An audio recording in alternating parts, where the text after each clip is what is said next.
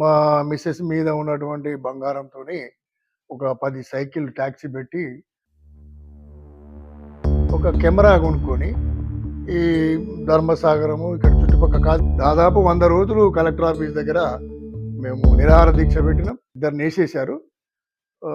నాకేమో ఈ ఫోన్ రావడం వల్లనో ఏదో నా అదృష్టం ఇక బతకాలని ఉంది కాబట్టి రూ. 100 బెనిఫిట్ వస్తే 99 అయినా ఇస్తా. ప్రతి విలేజ్‌లో కాంగ్రెస్ పార్టీకి పనిచేసినటువంటి సామాన్యుడు కూడా నాకు తెలుసు. ఇందర్పల్లి నుండి జెడ్పీటీసీగా వెంకటనారాయణ గౌడ్ పోటీ చేస్తారని చెప్పి కాంగ్రెస్ వర్గాల్లో ఒక చర్చ నడుస్తుంది సార్.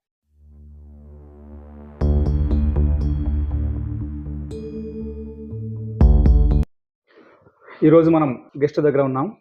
మరి ఆయన ఎవరో కాదు, ప్రస్తుత కాంగ్రెస్ ప్రభుత్వంలో రాష్ట్ర బీసీ సంక్షేమం రవాణా శాఖ మంత్రివర్యులు పొన్నం ప్రభాకర్ గౌడ్ గారి మామగారితో ఉన్నాము.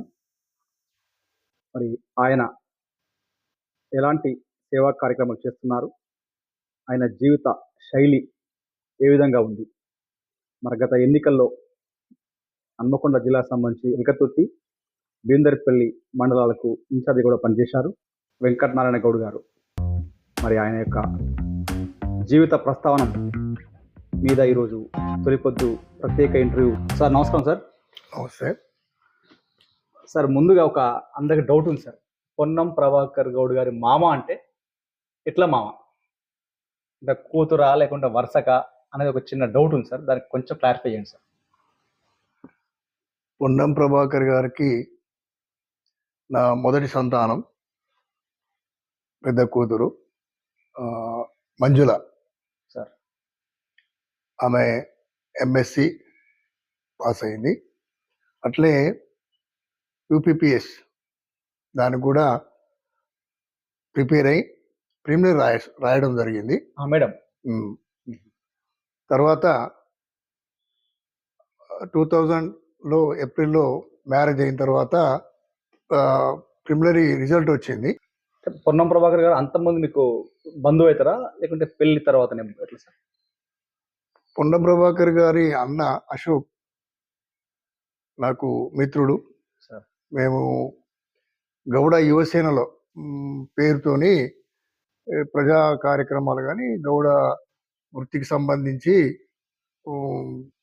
వారి సహాయ సహకారాలు అప్పుడు మేము దేవేందర్ గౌడ్ కూడా మాకు సహకారం ఇచ్చేది. వారు తెలుగుదేశంలో ఉన్నా కూడా అప్పటికి కూడా నేను కాంగ్రెసే అయినా కూడా మేము ఈ గౌడ యువసేన ద్వారా పరిచయమైన ఇద్దరము దోస్తులము. చాలాసార్లు వారి ఇంటికి కూడా నేను కరీంనగర్లో గౌతులచ్చన్న గారితో పోవడం జరిగింది. మరి దేవేందర్ గౌడ్ గారు కూడా వారి ఇంటికి వచ్చినప్పుడు కూడా నేను అటెండ్ చేయడం, ఇతరత్రా కూడా అశోక్ దగ్గరికి నేను వెళ్ళేవాడిని. ఆ విధంగా మాకు ఉన్నటువంటి సంబంధాలతోని అక్కడ ఇయ్యమందుకోవడం జరిగింది. ఓకే సార్, ఇది పక్కన పెడితే ఫస్ట్ మీ విద్యాభ్యాసం, మీ ఫ్యామిలీ బ్యాక్గ్రౌండ్ ఎలా సాగింది సార్? ఫ్యామిలీ బ్యాక్గ్రౌండ్ వచ్చేసి మా అమ్మ నాన్న ఎవరో నాకు తెలియదు. చిన్నప్పటి నుండి మా అమ్మ అయినా నాన్నైనా కూడా మా అమ్మమ్మనే. మా తాతగారి గ్రామం చిల్పూరు, స్టేషన్ గన్పూర్ మండల్, అక్కడే పెరిగాను నేను. మా అమ్మమ్మ దగ్గర నేను ఆ ఊర్లోనే 5వ తరగతి వరకు చదివి తర్వాత పక్క మల్కాపురం గ్రామంలో 6వ తరగతి నుంచి హెచ్ఎస్సి వరకు 1966లో నాది హెచ్ఎస్సి, 67లో నాది హెచ్ఎస్సి బ్యాచ్ ఉండే. అప్పటి వరకు అక్కడ చదువుకోవడం జరిగింది. స్టడీ తర్వాత మళ్ళీ రాజకీయ ప్రవేశమా లేకుంటే బిజినెస్ ఏంటి సార్? అక్కడ హెచ్ఎస్సి అయిన తర్వాత ఇక్కడ ఆర్ట్స్ కాలేజీలో పిహెచ్డి చేయడం జరిగింది. జమ్మికుంటలో బిఎస్సి సెకండ్ ఇయర్ వరకు చదవడం. 69లో ఎజిటేషన్ వచ్చింది. 1969లో ఆంధ్ర తెలంగాణ ఉద్యమం వచ్చినప్పుడు నేను అప్పటికి సిపిఎంఎంలో ఉన్న కమ్యూనిస్టు సిద్ధాంతాలతోని కమ్యూనిస్టు భావాలతోని పెరిగిన కాబట్టి ఆ విధంగా నేను అప్పుడు 69 వరకు నేను బిఎస్సి డిస్కంటిన్యూ అయింది. తర్వాత హాలిడేస్లలో మ్యారేజ్ చేసుకోవడం, ఈ సెటిల్ కావడం జరిగింది. మ్యారేజ్ తర్వాత అంటే బిజినెస్ చేశారా? ఎట్లా సార్ అప్పుడు మ్యారేజ్ తర్వాత? మ్యారేజ్ తర్వాత నాకు ఉద్యోగం గురించి ప్రయత్నం చేసిన 70లో సార్. 69లో మ్యారేజ్ అయింది. 70లో దొరికితే ఇక్కడ లేదు. అంతవరకు ఒక 1 ఇయర్ నేను కాలక్షేపానికి ఒక ఫోటో స్టూడియోలో గూడా పనిజేయడం జరిగింది. తర్వాత కాజీపేటకు షిఫ్ట్ అయినా. సార్. 1971లో కాజీపేటకు షిఫ్ట్ అయ్యి, మా మిసెస్ మీద ఉన్నటువంటి బంగారంతోని ఒక 10 సైకిల్ టాక్సీ పెట్టి, అట్లా ఒక 1 ఇయర్ టాక్సీ నడిపి, దాంట్లో అనేకమైనటువంటి ఇబ్బందులు ఆహ్, వాటితోని ఎదుర్కోలేక దాన్ని క్లోజ్ జేసి, ఒక కెమెరా కొనుక్కొని, ఈ ధర్మసాగరము ఇక్కడ చుట్టుపక్కల కాజీపేట చుట్టుపక్కల ఉన్నటి గ్రామాలలో ఫోటోలు ఎక్కువ ఈ పెద్ద మనుషులయి. సార్. ఏజ్డ్ పర్సన్స్ వాళ్ళు తీపిచ్చేవాళ్ళు. హుహు. తీపిచ్చి ఆ ఫోటోలు తీసి ఇక్కడ రవీంద్ర ఫోటో స్టూడియోలో నేనప్పుడు ఆ ఫోటోస్ ఏపిచ్చి ఫ్రేమ్ కట్టించి మళ్ళీ విలేజ్‌లకెళ్ళి వాళ్ళకిచ్చి అప్పుడు చేసేది. అది అప్పుడు ఆ బిజినెస్‌లకి బాగానే అనిపిచ్చింది. ఈ సైకిల్ కంటే అది బాగా అనిపిచ్చింది. అప్పుడు ఒక కాజీపేటలోని ఒక రూమ్ తీసుకొని నేను అక్కడ ఫోటో స్టూడియో పెట్టి చాలా కాలం ఫోటో స్టూడియో నడిపివ్వడం జరిగింది. 81 వరకు నేను ఆ ఫోటో స్టూడియోకు అనుబంధంగానే ఉన్నా. హ్మ్. 81లో మున్సిపల్ 70 దీనికంటే ముందేందంటే 77లో నేను కమ్యూనిస్ట్ నుండి కాంగ్రెస్ పార్టీలో హైగ్రవాచారి వద్ద ఆహా! నేను కాంగ్రెస్ పార్టీ జాయిన్ అయ్యి ఇప్పటి వరకు కూడా నేను కాంగ్రెస్. ఎప్పుడు వెనుకబడి కాంగ్రెస్ పార్టీతోని ఉండుకుంటూ ప్రజాసేవలో కొంచెం ముందుందు ఉన్నాను. కాంగ్రెస్ పార్టీలో చేరిన తర్వాత కౌన్సిలర్‌గా పోటీ చేశారా సార్? 81లో 77లో కాంగ్రెస్‌లో చేరాను. హ్మ్. తర్వాత 81లో అప్పుడు చాలా కాలం తర్వాత 20 ఇయర్స్ తర్వాత వరంగల్ మున్సిపల్ ఎలక్షన్స్ వచ్చినాయి. హుహు. 20 ఇయర్స్ వరకు గ్యాప్ ఉండే. సార్. ఫస్ట్ టైమ్ వచ్చినప్పుడు రెండవ వార్డ్‌లో నాకు మున్సిపల్ కౌన్సిలర్‌గా నేను కాంగ్రెస్ తరపున అంటే అప్పుడు గ్రూపులే ఉండేది. హ్మ్. హైగ్రవాచారి గారి గ్రూప్ అని, మన గోకారామస్వామి గ్రూప్ అనేది ఇక 2 గ్రూపులే ఉండే. హ్మ్. ఆ 2 గ్రూపులలో నేను అగ్రవాచారి గ్రూప్ తరపున నేను రెండవ వార్డ్‌లో పోటీ చేసిన. నాకు అగైనిస్ట్‌గా ప్రముఖ డాక్టరు కల్పన భర్త, ఎక్స్ ఎంపీ కల్పన భర్త డాక్టర్ నరసింహారెడ్డి గారు నా మీద పోటీ చేసి, అప్పుడు వారికి డిపాజిట్ కూడా రాని పరిస్థితి ఉండే. ఆహా! దానివల్ల నేను వరంగల్ మున్సిపల్ పరిధిలో ఎవరా అనేది నా గురించి అందరూ ఆలోచించి కొద్దిగా నేనప్పుడు అందరికీ పరిచయం కావడం జరిగింది. సార్. అంటే పొలిటికల్ తర్వాత మళ్ళీ ఇవి రెడ్ క్రాస్ సొసైటీ గాని, లేకుంటే స్వచ్ఛంద సంస్థల్లో కొంచెం మీరు యాక్టివ్‌గా తిరుగుతున్నారు సార్. అటెప్పుడు దృష్టి మళ్లించారు? నేను 81-86 మున్సిపల్ కౌన్సిలర్‌గా ఉన్నా. మున్సిపల్ కౌన్సిలర్‌గా ఉన్నప్పుడు అందరికీ న్యాయం చేయలేము గదా! హ్మ్. మనకు వేరే ఉన్నప్పుడు జర నా నా స్వభావమో, వాళ్ళ స్వభావమో కాకుండా ఆ తర్వాత ఏమైంది 83-86 నేను మా చిలుకూరు దేవస్థానానికి నా కోరిక ఆహా! మా దానికి నేను చైర్మన్‌గా గూడా నేను పనిజేయడం జరిగింది. హుహు. ఆ 3 సంవత్సరాలు నాకు తృప్తినిచ్చింది. నేను సార్. భగవంతుని సన్నిధిలో ఎక్కువ కాలం గడపడానికి మా ఊరైనా గూడా అవకాశం దొరికింది. ఒక 3 ఇయర్స్ నేను అది అక్కడ గూడా ఈ కౌన్సిలర్‌తో పాటు అక్కడ గూడా చేసిన. హుహు. ఆహ్, పిఎస్‌సిఎస్ ఎలక్షన్‌లో గూడా నేను నిలబడ్డాను 86లో. ఆహా! నిలబడ్డాను. మా విలేజ్‌లో 2 డైరెక్టర్ పోస్ట్‌లో ఉంటే నేను, నా భార్య ఇద్దరం గూడా మేము మెంబర్ ఏకగ్రీవంగా ఎన్నుకున్నాం. కానీ ఆహా! దురదృష్టవశాత్తు ఏంది అంటే చైర్మన్ కాలేకపోయినా. సార్. అనేకమైన కారణాలు అప్పుడున్న అగ్రవర్ణాలు వాళ్ళు వీళ్ళు హ్మ్. దాంతో నేను చైర్మన్ ఎప్పుడు 2 టైమ్స్ నేను యునానిమస్‌గా గెలిచినా గూడా చైర్మన్ కాలేకపోయినా. హుహు. చైర్మన్ చేసి చేయాలి ప్రజలకు సేవ చేయాలనేది చేయాలనుకున్నా గానీ డైరెక్ట్ వరకే యునానిమస్ కాగలిగిన. దాని తర్వాత మళ్ళీ తర్వాత ఏం చేశారు సార్? తర్వాత నెక్స్ట్? తర్వాత ఇగ చేసుకుంటూ వచ్చిన తర్వాత 1996ల సార్. కాజీపేట వడ్డెర వడ్డెర సంఘం వాళ్ళున్నారు. హ్మ్.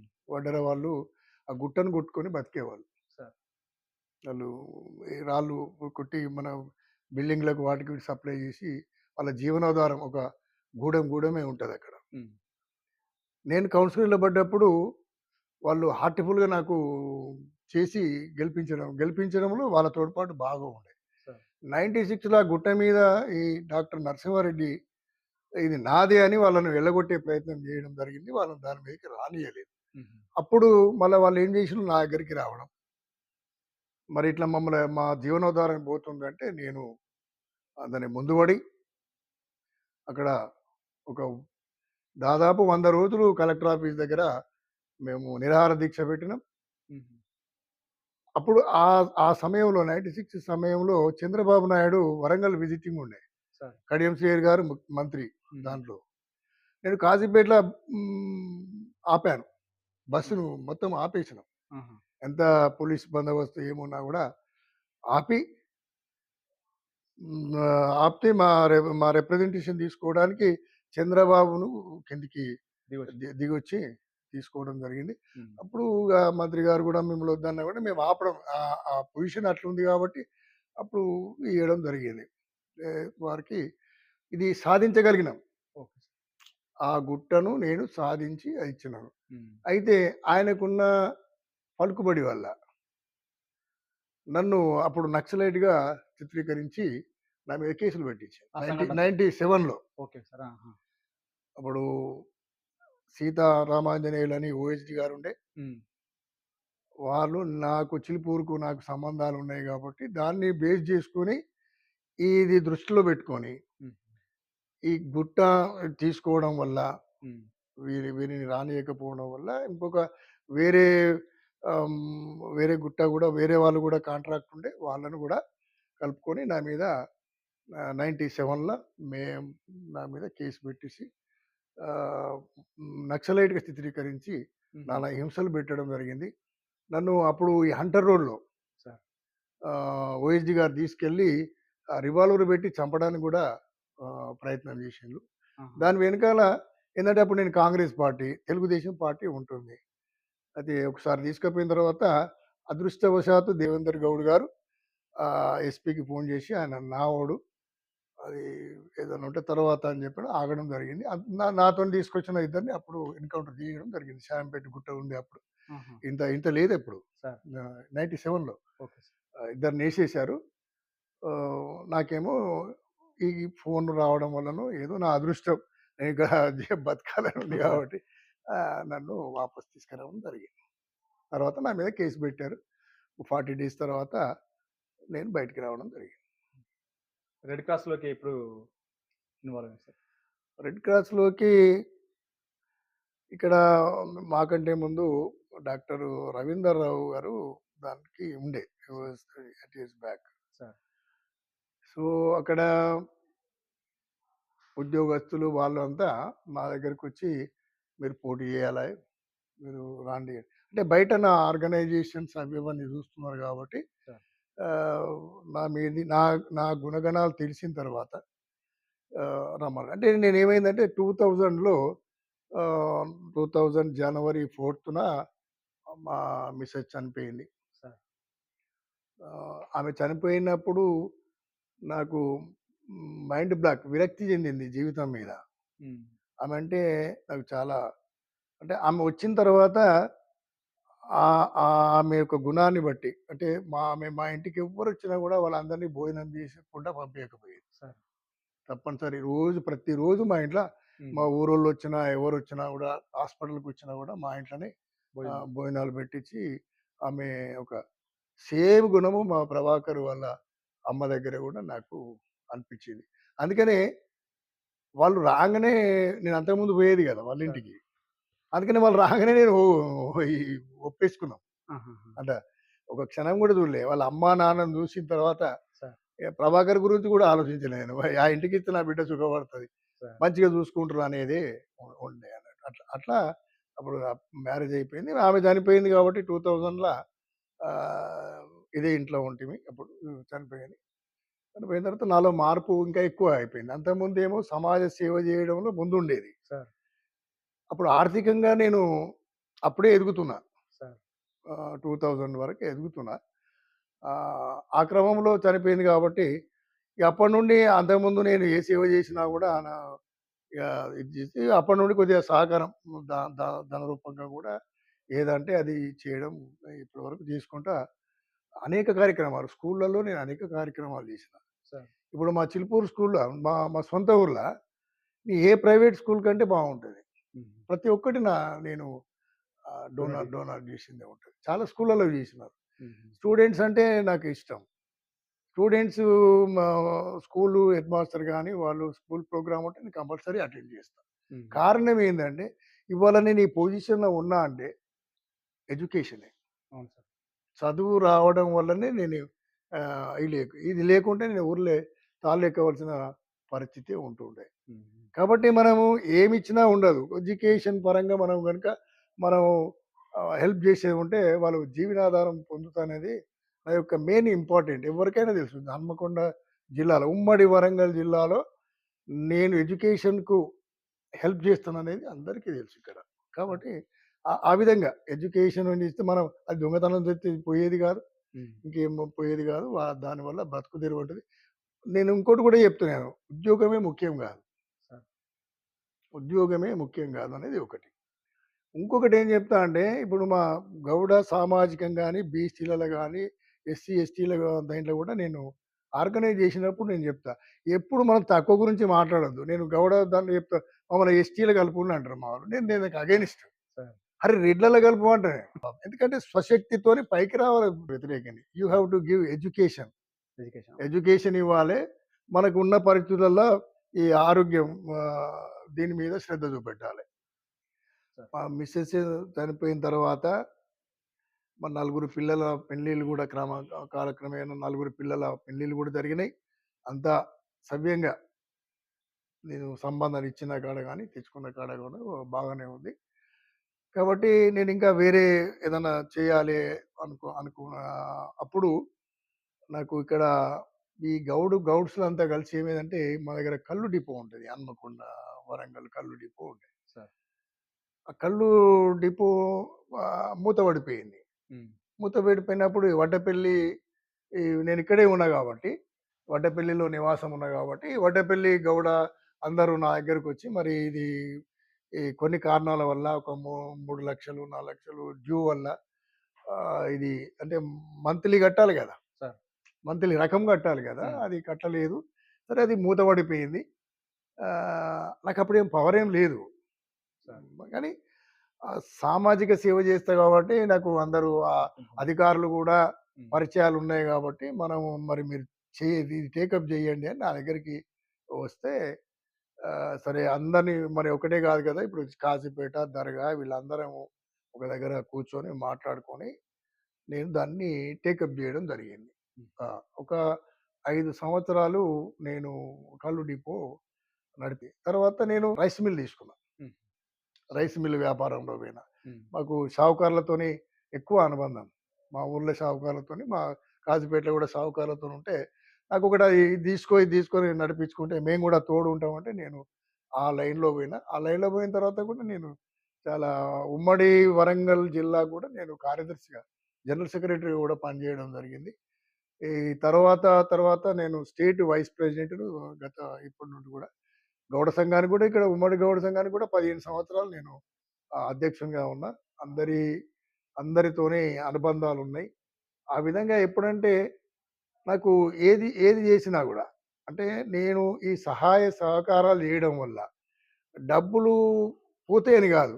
నేను ఎప్పుడైనా ఒక రూ. 10 ఒక మంచి పనికిస్తే రూ. 11 వస్తున్నాయి గానీ నష్టం జరుగుతలేదు. సార్. అది నాకు సహకారం భగవంతుడు ఏమైతుందంటే నేను చేసిన పనులకు, సహకారాలకు నా ఆస్తి కాస్త పెరుగుతుంది గానీ, ఈ పోతున్నాయని తగ్గుతలేదు. నేను ఎప్పుడైనా గానీ రూ. 100 బెనిఫిట్ వస్తే 99 అయినా ఇస్తా. కానీ 110, రూ. 10 బాకీ చేసి ఇస్తలేనెప్పుడు. ఆ! Okay sir. భగవంతుడిచ్చింది, భగవంతుడు ఇస్తున్నాడు, మనం పెడుతున్నాం. మళ్ళీ ఇంకొకటేందంటే ఎప్పుడైనా నేను కొంతకాలం చూసిన డబ్బులివ్వకుండా దాసిపెట్టుకొని ఇంకా దీన్ని డబుల్ చేద్దామంటే, ఈ డబులయినాక ఇంక మళ్ళొస్తలేవు. సార్. ఇవి ఖర్చు పెడితే మళ్ళొస్తున్నాయి. ఆ! కాబట్టి దాంతోని నాకు ఎంకరేజ్ అయిపోయింది. సార్. చెలిమ లెక్క. హ్మ్. నీళ్ళు ఊరుతా ఉంటాయి, పోతా ఉంటేనే వస్తా ఉంటాయి. ఓ 1,00,000, 10,00,000 పట్టుకొని కూర్చుందామంటే అది అక్కడి వరకే ఆగుతుంది కాబట్టి, నాకు ఈ ప్రోత్సాహం భగవంతుడు ఆ విధంగా గూడా నాకు జ్ఞానం కలిగించింది. ఏంది అరే బాబు! నువ్వు సహకారం చేసుకుంటూ పోతేనే నీకు డబ్బులొస్తా ఉంటాయనేది. అది భగవంతుని లీల. దాంతోని నేను చేస్తున్నాను. అసెంబ్లీ ఎన్నికల్లో బీందర్పల్లి మండల ఇన్ఛార్జ్గా పనిచేశారు. చాలా కష్టపడ్డారు, గ్రామాలు తిరిగారు. బీందర్పల్లి మండల అభివృద్ధి కోసం మీరు మంత్రి గారికి ఏమైనా వినతి పత్రం లాంటిది ఇచ్చారా? డెవలప్మెంట్ కోసం ఎలాంటి కార్యాచరణ రూపొందించారు? భీమదేవరపల్లి ఎలక్షన్స్‌లో నేను ఇన్‌చార్జిగా ఉన్న మాట వాస్తవమే. తర్వాత భీమదేవరపల్లిలో ఉన్నటువంటి ఈ వ్యవహారాన్ని అనుసరించి నేనైతే బాగుంటదని భావించి నన్ను అక్కడ రాత్రి నన్ను పంపియడం జరిగింది. ఒక నలుగురు పేర్లు ఇచ్చిండు. వాళ్ళని కాంటాక్ట్ చేస్తే నీకు అన్ని విషయాలు చెప్తారని అన్నారు.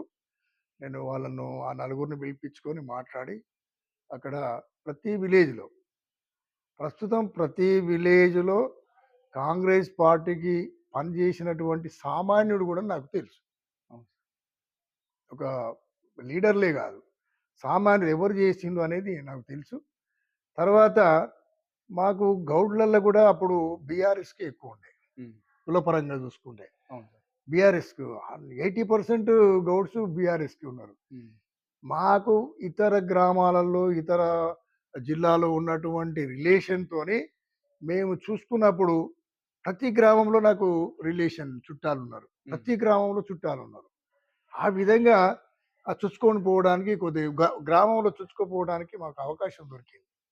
వాళ్ళతోని మళ్ళీ గౌడ్స్ మార్పులు రావడం జరిగింది. ఫ్రెండ్స్ ఉన్నారు. నాకు అనేక మంది ఇక్కడున్న సోషల్ వర్కర్‌ల ఫ్రెండ్స్ అందరికీ వాళ్ళ రిలేషన్స్ ఉన్నారు. వాళ్ళ రిలేషన్స్‌కు వాళ్ళు జెప్పుకుంటే నాకు ఫోన్ అక్కడి నుంచెళ్ళొచ్చినాయి. హ్మ్. నేను ఫోన్ జేసే బదులు మీకే ఉల్టా వచ్చింది. నాకే అక్కడి నుండి ఇగ మీరు మా పలానా బాలినేని రామయ్యకు మీరు మా బ్రదర్ అంట గదా! అంటే ఇప్పుడు వాళ్ళు పద్మశాలి. నే నే నేను గౌడు. అయినా గూడా మేము అన్న, తమ్ముడు అనుకుంటాం గదా! మా బాలరామయ్య మా అన్నయ్య అంటాండు. మనదే ప పం ప్రభాకర్‌కెళ్తే మేము జేస్తామని జెప్తాండు. మీకు మేము జేస్తామని వాళ్ళు నంబర్‌లు అవి ఇచ్చి నేను చాటభారతం అంతా నేను జేయవలసింది. మీరు అవసరం లేదు మేము జేస్తాం సార్ అన్న. ఇలా మాకున్నటువంటి రిలేషన్స్, మాకున్నటువంటి ఫ్రెండ్‌షిప్, వాళ్ళకున్న రిలేషన్స్ వాళ్ళందరూ నేను అసలు దిగి పోవడానికి కూడా అవకాశం లేకుండా నాకు ఫోన్‌లొచ్చేది. ఆ విధంగా నాకు మాది మైనస్ ఉంటది అని అనుకున్నారు. అక్కడ కొంత నాకు ఫస్ట్ ట్రబుల్ ఇచ్చారు. సార్. ఎందుకంటే అక్కడ ప్రవీణ్ రెడ్డి గారికి గూడా ప్రయత్నం చేస్తున్నారు నేనొచ్చే వరకు. హ్మ్. ఇది టికెట్ గురించి ప్రయత్నం చేస్తున్నారు. హ్మ్. చేసినప్పుడు ఎవరైనా ఉంటారు. ఇప్పుడు నా మిత్రులు నాకు రావాలంటారు. ఆయన మిత్రులు ఆయనకు రావాలంటారు. దాంట్లో అవును సార్. సమస్య అయితే రాలే. హ్మ్. వాళ్ళు మనకు వ్యతిరేకం చేస్తలేరు గానీ, మాకు టికెట్ వస్తది. అప్పటిదాకా ఆగమన్నారు. నేనన్నా మేము కాంగ్రెస్‌కే చేస్తున్నాం తప్ప హ్మ్. వేరే గాదు. కాంగ్రెస్ జెండా పట్టుకొని తిరుగుతాం. మీరు జాయిన్ అయినప్పుడు జాయిన్ గాండి అని చెప్పి మా ప్రవాహంలో రావడం జరిగింది. సార్, రాబోయే అది స్థానిక సంస్థల ఎన్నికల్లో బీందర్పల్లి నుండి జెడ్పీటీసీగా వెంకటనారాయణ గౌడ్ పోటీ చేస్తారని చెప్పి కాంగ్రెస్ వర్గాల్లో ఒక చర్చ నడుస్తుంది సార్. బీందర్పల్లిలో కూడా మీ పేరు ప్రధానంగా వినిపిస్తుంది. మీరు రాబోయే ఎన్నికల్లో పోటీ చేసే ఆలోచన ఏమైనా ఉందా? భీమదేవరపల్లిలో చాలా మందికి ఏమున్నది అంటే, నాకు వాళ్ళు మీరొస్తే బాగుంటది అనేది నన్ను పర్సనల్‌గా కలిసినప్పుడల్లా ఆ విషయం ఎందుకొచ్చిందనేది సెకండరీ క్వెషను. కానీ మీరు జెడ్పీటీసీగా వచ్చి, జిల్లా పరిషత్ చైర్మన్‌గా ఉండేదుంటే, మా దగ్గర అభివృద్ధి ఉంటది. ప్లస్ మాకు అందరికీ సమానంగా మాలో ఒకడిగా నువ్వుంటావు. మిగతా ఎవరైనా ఉంటే కొంచెం డిఫరెంట్ ఉంటది. మమ్మల్ని కొంచెం తక్కువ, ఎక్కువ చూస్తారు. మీరైతే అందరూ చూసుకుంటారు గాబట్టి, డెవలప్‌మెంట్‌కి అవకాశాలుంటది. కరప్షన్ ఉండదు. మీరు అంటే ఈ రాగద్వేషాలుండయి మీకు. సార్. గ్రూపిజం ఉండదు. హ్మ్. ఇంకొకటి ఏందంటే, నేను గూడా అడిగినా. నా మీద అంత నమ్మకం ఎందుకుంటది మీకు? నేను గ్రూపిజం చేయననో, లేకుంటే ఇంకేం చేయనని నేను కొంతమంది అడిగినా. హ్మ్. ఎందుకు అంటే, మన మనం అనుకుంటాం కాబట్టి, ఈయన సామాన్యుడే ఈయనకేం తెలుసు అనుకుంటాం కానీ, సామాన్యులలో గూడా గొప్ప తెలివున్నది. అవును సార్. వాళ్ళేమంటారంటే, మళ్ళీ నువ్విక్కడ జిల్లా పరిషత్ చైర్మన్ అయినా, జెడ్పీటీసీ అయినా కూడా 4 సంవత్సరాల తర్వాత ప్రభాకర్‌కు నువ్వు నాకు ఓటేయమని రావడానికి అవకాశాన్ని కల్పించుకుంటావు అనేది మా యొక్క అభిమతం. మాకు ఉన్నది అట్లా. ఎందుకంటే మీరు ఏమి చెడు పని చేసినా కూడా ఎఫెక్ట్ ఎక్కడ అయితదనే ఉద్దేశంగా ఎవ్వరికి మీరు ద్రోహం చెయ్యరు. హ్మ్. మంచి చేస్తారా? చెయ్యరా? అది సెకండరీ క్వెషన్ గానీ, మీ వల్ల మాకు నష్టం జరగదు. కాబట్టి మీరు ఉంటే బాగుంటది అనేది ప్రజలు కోరుకుంటున్నారు. నేను వాళ్ళతోని కూడా ఇంకా ఇద్దరు, ముగ్గురు యాస్పిరెంట్స్ ఉన్నారు. హ్మ్. కాబట్టి నేనేమంటున్నా అంటే అందరూ కూర్చొని ఎవరైనా ఇప్పుడు గ్రామ సర్పంచులైనా, ఎంపీటీసీలైనా కూడా ప్రజాసేవ చేయాలనే తపన ఉన్న వాళ్ళను మనం చూజ్ చేసుకొని ఏకగ్రీవంగా మంత్రి గారికి తీర్మానం చేసి ఇచ్చేది ఉంటే ఏ గడబడి ఉండదనేది ఉంటున్నది. దాంట్లో కూడా నేను ఒకడిని. నేను అప్పీల్ చేస్తా. జనం గనుక కావాలి అనుకున్నప్పుడు మనము ఇస్తాము. లేకుంటే ఉంటది. తప్పనిసరిగా సేవ చేయాలి అనే భావన. భావన నాలో ఉన్నది. ఎందుకున్నది అంటే 4 సంవత్సరాల తర్వాత మళ్ళీ మనము మంత్రి గారిని గెలిపించుకునే అవకాశం గురించి నేను ఈ 2 మండలాలకు కూడా కంట్రోల్ చేయగలుగుతా. ఓట్లు ఏపియగలుగుతా. ఎట్లా మంచి మంచి చేస్తా కాబట్టి ఏపియగలుగుతా అనే ఉద్దేశంతోని జెడ్పీటీసీగా నిలబడి జిల్లా పరిషత్‌ను కూడా తీసుకోవాలనుకుంటున్నా. ఇంకొకటేందంటే ఇది is not a nominated post. అవును సార్. అరే! వాళ్ళ బంధువులకే ఇచ్చిండు. బంధువుకే తీసుకోండి అనకుండా ఒకటి. ఇంకొకటేమంటే మన ప్రతిపక్ష నాయకులు ఏమంటున్నారు? ఆయనది భీమదేవరపల్లి కాదు అనే ఒక అది కాదు గదా! నా ఓటు కూడా భీమదేవరపల్లిలోనే ఉంది. ఆహా! బెదిరిపల్లి ఒకటి. భీమదేవరపల్లిలోనే ఉంది ఓటు. ఆహా! నా ఓటు నాకు అక్కడే ఉంది. హుహు. నాకు స్థావరం కూడా నేను ఏర్పరచుకున్నా. ఇంకోటి హనుమకొండ జిల్లాలో ఎక్కడి నుంచెలైనా ఏ మండలం పోటీ నుంచి చేసుకోవచ్చు. తెచ్చు తెలంగాణనే చేయొచ్చినప్పుడు ఈ అక్కడ ఉండొద్దు అనేది ప్రజాభిప్రాయంతో కావాలి గానీ, ప్రతిపక్ష బలం మాటతోని నాకేమి అవసరం లేదు అనేది నా ఉద్దేశ్యం. ఎందుకంటే వాళ్ళు నేనొస్తే గెలుస్తారు కాబట్టి, ఆయనే గెలుస్తాడు కాబట్టి రాకుండా ఉండడానికి ప్రయత్నం చేస్తారు. మిగతా వాళ్ళని ఈజీగా ఓడగొట్టుకోవడానికి ఏదో ఒకళ్ళ ఉద్దేశ్యం ఉంది. అందు గురించి దాన్ని నేను భయం పట్టించుకోను. మా వోళ్ళంతా ఇప్పుడున్న నాయకులు ఏదైతే మండల నాయకులు ఉన్నారో, ఆ మండల నాయకుల అభిష్టం మేరకే నేను ఉంటాను. వాళ్ళు కూడా నాకు కోఆపరేషన్‌గానే ఉన్నారని అనుకుంటున్నా నేను. ఇప్పుడు రాష్ట్రంలో పొన్నం ప్రభాకర్ స్ట్రాంగ్ మంత్రి అయిపోయాడు సార్. కొంతమంది తెలుగునాళ్ళు గూడా మాకు దగ్గర అని చెప్తుంటారు. కానీ సొంత మామయ్య ఉండి గూడా మీరు ఎలాంటి అంగులు, ఆర్భాటం లేకుండా ఉన్నారు. దీనికి కారణం ఏంటి సార్? ఇప్పుడు మిగతా వాళ్ళు ఎవరైనా ఒక పెద్ద అయినప్పుడు వారు నా వాళ్ళని చెప్పుకుంటారు. హ్మ్. దాంతో ఒక తృప్తి ఉంటది వాళ్ళకు. నాకు వాళ్ళు ఉన్నారు గదా! అనే తృప్తి ఉంటది. నేను చెప్పుకోవడం అనేదంటే ఆహ్, నేను పిల్లనే తిని అవును. చెప్పుకోవడంలో అనేది అది నావోడు అనేది గాకుండా సార్. అది ఆటోమేటిక్‌గా నేను ఎవరికైనా నేను ఇప్పటికి గూడా ఎవరికైనా అధికారులకు ఏదన్నా మీలాంటోళ్ళు గూడా ప్రభాకర్ మామ అంటే మేనమామ ఆ! గావచ్చనుకుంటారు. అవును సార్. అదే. అయితే ఆ! నాకేంది అంటే బరువు బాధ్యత లేకుంటున్నా నేను. హ్మ్. ఎందుకంటే నా పిల్లలు సెటిల్ అయ్యిండ్రు. నాకొక పెద్ద అసెట్ ఉన్నది. సార్. అంతకుముందు నా మా నా భార్య ఉన్నప్పుడు నా భార్య నా ఎనక ఆమె బలం నేను ఉంది. ఎటు పోయినా ఏం చేసినా బలం అంటే హ్మ్. నేను ఆర్గనైజర్‌లో తిరిగినా గూడా హ్మ్. నా పిల్లల్ని చూసుకోవడానికి ఉండే. ఆమె పోయిన తర్వాత నేను దీంట్లో ఎక్కువ కాన్సంట్రేషన్ చేయలేకపోయినా. అవును సార్. ప్రభాకర్ వచ్చిన తర్వాత నా వల్ల నేను అంతకుముందు ఏమున్నా, నా వల్ల ఆయనకు పేరు రావద్దనే దాని మీదనే నేను ఉన్నాను. ఇప్పుడు నేను హ్యాపీగా ఉన్నా అంటే, నాకు ఉన్నాడు గదా! నాకేదైనా వచ్చినప్పుడు వారున్నారు. మరి నేను గూడా ఆయన అండ చూసుకొని ఎవరికైనా నేను సేవ చేసే శక్తి ఉన్నదని నేను అనుకుంటున్నా. చెప్పడంలో ఏముంది ఆటోమేటిక్‌గా చేయాలి. ఇప్పుడు చెప్పి ఏదో ఒకటి చేస్తే ఆయనకు చెడ్డ పేరు రాకుండా ఉండాలి. ఆయన మంచిగుండాలి. ఎందుకంటే ప్రజల వ్యక్తి.